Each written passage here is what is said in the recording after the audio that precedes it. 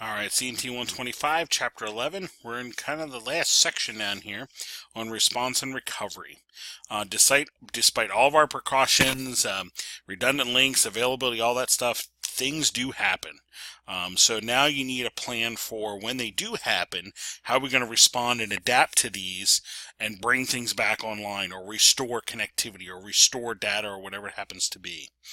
They remind us of like kind of two terminologies. Incident is could be an event, large or small, that has an adverse effect on the network. Could be a security breach like a hacker or a worm or a virus, that sort of thing. And disaster is kind of your extreme event. Major network outage that affects more than a single system, or maybe a whole site or maybe two sites of our company, that sort of thing. So now we need some kind of game plan to respond to this kind of stuff. So this is where your incident response policies come into place. So how are we going to handle things like, and literally there needs to be a game plan for a break-in, one for fire, one for hacking, one for illegal content, one for malware, etc., etc., etc. And the idea is you're trying to keep all the employees, people safe, protect the data, and try to bring network connectivity back online, and then collect anything that you can along the way that you can help with understanding the problem and hopefully correcting the problem or preventing the problem in the future, if you will. That's the idea behind this whole incident response policy. So there's a 6-stage process. Here we go. Preparation, you need to brainstorm possible incidents and plans for each one of them. And installing backup systems, compiling information, passwords, vendor contacts, all those kind of things for these scenarios. And you literally need a scenario for fire, a scenario for a flood, a scenario for so forth, and then in kind of like, okay, what are we going to do? Detection identification. So when we get these different alarms, who needs to be involved and how? Who needs to be alerted and how, if you will. So now you need to educate your staff and employees on, hey, when you see a certain thing, just let us know. If you see this sort of thing, call blah or respond by doing blah. And then we need to make sure those alerts get to the correct personnel so we know who's responding and who's escalating if need be. Containment, there needs to be some kind of team alerted to maybe if it's a virus, contain that, disconnect things, quarantine an area, that sort of thing. How am I going to contain this particular problem?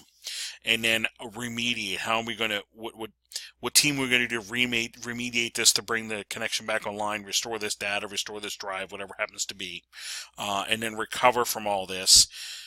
How are we going to get operations back to normal? And then when we're done kind of learning from this, so we can say, okay, what's our plan in the future? Do we need something that we don't have in place? Was there something we didn't have on the storeroom shelf to fix this, etc.? So there's your, kind of the whole idea behind the incident response policy is just that, brainstorming all these possibilities and what's your plan of action for all these and trying to really think it through before it occurs. Excuse me. We should also have members of the team identified. Not a person, not like Tom or Sally or George or whatever.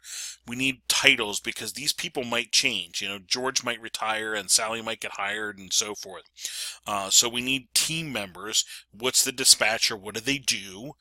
This is the person on call who first notices or alerts the problem. They're going to notify the lead tech, create a record, details, and then kind of be on call to basically handle future questions about. Technical support specialists.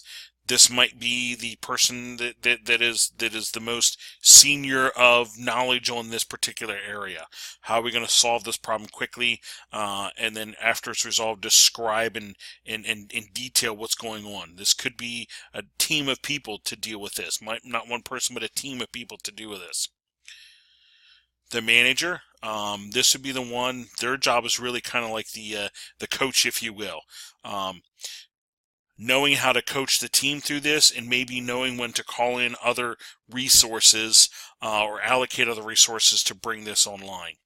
That's the job of the manager. And then public relations specialists might not always be necessary, but in a larger company might be necessary to communicate to customers, people at other sites what's going on. Hey, we have an outage. We're letting you know. We're bringing it online. We'll keep you updated. That sort of thing. So somebody relaying that information. Disaster recovery is the process of restoring all your critical function and data after an outage. And again, this is really trying to address the worst case scenarios. So the first one was incidents. These were kind of the smaller things. Disaster is a little bit more larger, if you will, bringing everything back online. This is the worst case scenarios. We should have contingency plans for restoring these sorts of things. Power, telephone systems, paper-based files on a fire, that sort of thing. The goal of disaster recovery plan is to ensure business continuity. Can we keep going in the event of a large fire or a large outage? Can we bring things online at another site to do so? And I think that actually brings us to one of the next things they talk about, actually down here a little bit.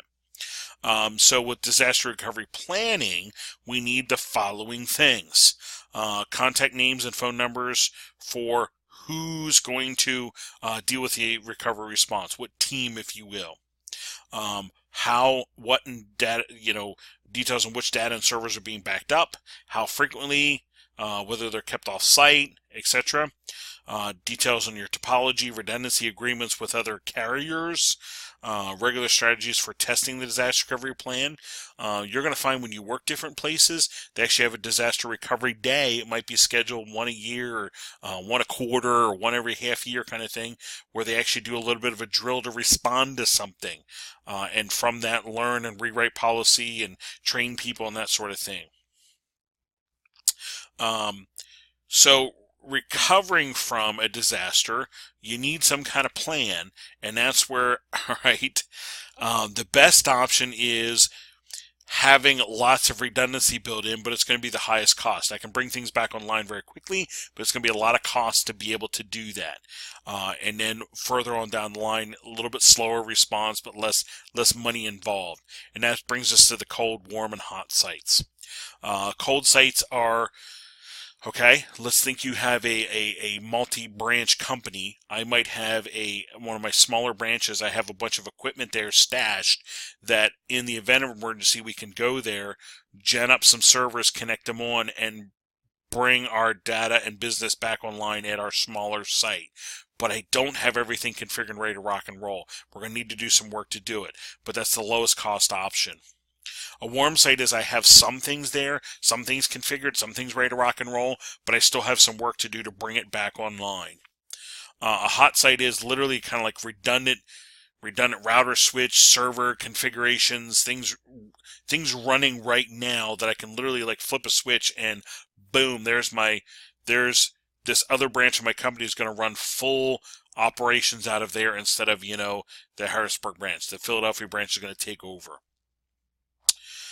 Data preservation. During incidents, data might need to be collected in such a way that can be presented in court, because there might have been a break-in, or there might have been a theft, or there might have been a disgruntled employee that took data or trade secrets out of a company. So now we have to worry about some forensic data and things that are collected that could be used for that. So they talk about preserving our data, and here's a couple things to keep in mind. Okay, so first thing is you secure the area. You want to prevent contamination either coming in or leaving the area where it occurred. If it's a device connected to a network, maybe we're actually going to disconnect the patch cable from it, or disconnect the Wi-Fi connector from it, so that no more data is coming and going, because there might have been some kind of bot in there siphoning off data. Ideally want to leave that thing running as is and don't do anything else to it. Don't close applications, etc. unless there's some sort of destructive program that's wiping the hard drive and that sort of thing. And you're kind of trying to treat this as a crime scene. Nobody's coming, nobody's going. You're going to document. Got to document what's there, what's going on, what's happening, who's there, who's come, who's gone. And this needs to, this needs to be in place so that we can say, okay, we need to question these 10 people that were coming and going out of this facility, this location. If need be, they talk about if you unplug the machine because the virus wiped the hard drive, you need to document time and symptoms why you did that. But there might be a scenario where they actually bring a piece of equipment in to move the power over, that they can remove that computer while it's under power, and they can take it back to the lab and do work on it. Make sure no one enters, make sure no one's leaving, and don't leave the area unattended because something else could happen there. Monitor evidence and the data collected. Record all items collected for evidence. Take care to preserve all evidence in its original state. Don't attempt to access anything, alter anything, because again, altered data is not going to be useful in a kind of a research, criminal research, if you will. Protect the chain of custody. If there is anything that you have, a computer or whatever, if that is getting handed over, it needs to be documented. Like, okay, I gave it to you, I'm signing over to you. You're giving it to somebody else, you're signing over. That way, it is not out of anybody's hands for any point in time that we don't know what might have happened to it, good, bad, or indifferent. So you need to protect that chain of custody. Monitor the transport of data and equipment. Absolutely. There needs to be with that, a computer, a router, whatever happens to be, there needs to be transport of that under a team, a watchful eye, to make sure, again, it has not been out of anybody's hands or anything of that nature. And then also create a report from this too. While it's fresh in your head, write down what is going on, what did you notice, what time, what day, what location, because this might be something you refer to 6 months down the road, and you might have forgotten details. So write a report on all that so you have that to reflect back on. That's the last part of our recovery response kind of thing of our chapter.